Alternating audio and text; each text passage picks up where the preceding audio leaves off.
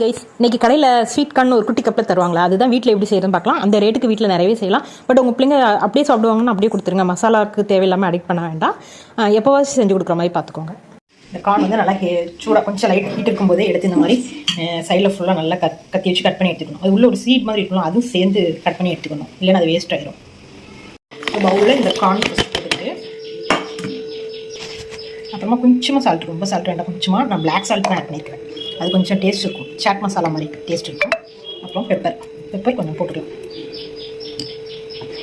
அப்புறமா லைட்டாக மிளகாத்தூள்,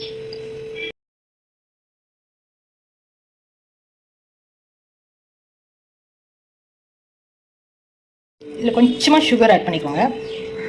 அப்புறம் ஓரிகானு சொல்லுவோம்ல, அது கொஞ்சமாக இந்த நம்ம பாஸ்தாக்கெலாம் லாஸ்ட்டில் சேர்ப்போம்ல ஓரிகானோ, அது கொஞ்சமாக அந்த ஃப்ளேவருக்காக ஆட் பண்ணிக்கலாம். சுகரும் சால்ட்டும் கம்மியாகவே ஆட் பண்ணிக்கோங்க. ஏன்னா நார்மல் ஸ்வீட் கார்னே டேஸ்ட்டாகவும் இருக்கும், ஹெல்த்தியும் கூட. அது கூட நம்ம எக்ஸ்ட்ரா ஆட் பண்ணுறதுனால பெப்பர் ஓகே. மற்றபடி சுகரும் சால்ட்டும் கொஞ்சம் கம்மியாகவே ஆட் பண்ணிக்கோங்க. கார்னோட டேஸ்ட்டு ஃபஸ்ட்டு தெரிகிற மாதிரி ஆட் பண்ணிக்கோங்க. இது பட்டரும் ஆட் பண்ணிக்கோங்க. லைட் ஹீட்டில் பட்டர்லாம் ஆட் பண்ணும்போது செம்ம டேஸ்ட்டாக இருக்கும், கடையில் உள்ள மாதிரியே இருக்கும். ட்ரை பண்ணி பாருங்கள். தேங்க்யூ.